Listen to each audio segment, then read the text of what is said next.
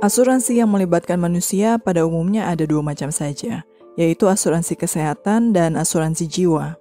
Udah itu aja. Produk-produk asuransi lain adalah pengembangan dari dua asuransi utama itu. Misalnya asuransi traveling yang merupakan gabungan asuransi jiwa dan kesehatan. Terus ada asuransi penyakit khusus tertentu, misalnya asuransi demam berdarah, yang utamanya adalah asuransi kesehatan tapi khusus hanya penyakit demam berdarah saja. Dan ada juga asuransi pendidikan dan asuransi haji yang utamanya adalah asuransi jiwa. Jadi untuk Bapak Ibu di luar sana, tolong diperhatikan ya. Ketika Anda ditawari agen asuransi untuk beli instrumen investasi berupa asuransi pendidikan atau asuransi haji, sesungguhnya yang kalian beli adalah asuransi jiwa. Yang dimana dalam perjanjian polis jika Anda meninggal dunia dalam masa pertanggungan, maka ahli waris akan mendapatkan benefit uang asuransinya. Jadi jangan sampai ngamuk-ngamuk kalau tiba-tiba mau berhenti bayar premi di tengah jalan, ternyata hasilnya nggak sesuai dengan yang diharapkan. Karena selama ini mengira uang yang disetor untuk semacam tabungan investasi. Bukan buat tabungan, bukan buat investasi. Tapi sebagian besar akan digunakan untuk bayar premi asuransi dan hanya sebagian kecil saja yang dialokasikan untuk investasi pada 5 tahun pertama. Makanya nggak heran banyak banget nasabah asuransi yang teriak bilang uangnya hilang karena berinvestasi di perusahaan asuransi. Padahal uangnya nggak hilang, tapi dipakai untuk bayar premi asuransi. Hal ini terjadi karena nasabah biasanya nggak ngerti dengan mekanisme kerja produk investasi unit link, yaitu gabungan antara investasi dan asuransi.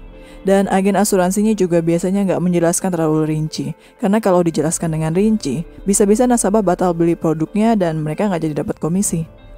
Jadi yang namanya agen penjualan asuransi biasanya cenderung menyampaikan manis-manisnya dari produk asuransi yang mereka jual. Nasabah tanda tangan di polis dan selesai. Tapi sekali lagi, saya bukan menjelek-jelekan profesi agen asuransi. Tidak ya, tidak sama sekali. Karena di satu sisi banyak juga dari mereka yang sudah membantu banyak orang. Namun yang saya bahas di sini adalah banyaknya korban dari nasabah yang tidak mengerti akan produk asuransi ini. Mempercayakan semua uang termasuk uang investasinya untuk dikelola oleh agen asuransi, tanpa mau secara seksama membaca polis terlebih dahulu sebelum membubuhkan tanda tangan. Kalau teman-teman mau lihat di internet, banyak sekali komunitas yang membahas tentang betapa kesalnya mereka ditipu oleh perusahaan asuransi.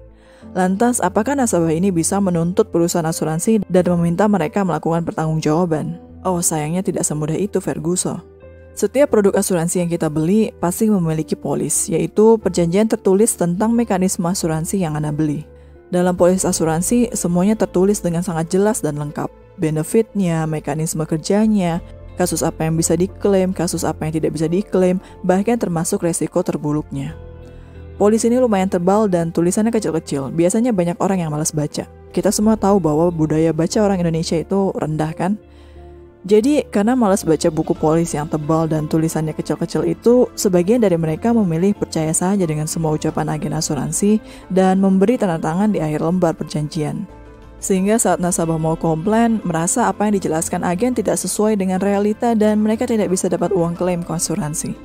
Mereka hanya bisa marah dan menangis. Mau coba lapor ke pengadilan, perusahaan asuransi pasti menang karena seluruh perjanjian sudah tertulis di dalam buku polis dan nasabah sudah tanda tangan yang dianggap sudah menyetujui dan mengetahui semua skema dan resikonya. Mau nuntut agen asuransinya, mereka juga banyak orang miskin, jadi nggak mungkin sanggup bayar klaim asuransi yang jumlahnya bisa jadi sampai miliaran. Jadi paling mentok mereka masuk penjara sebentar atau bahkan mungkin kabur.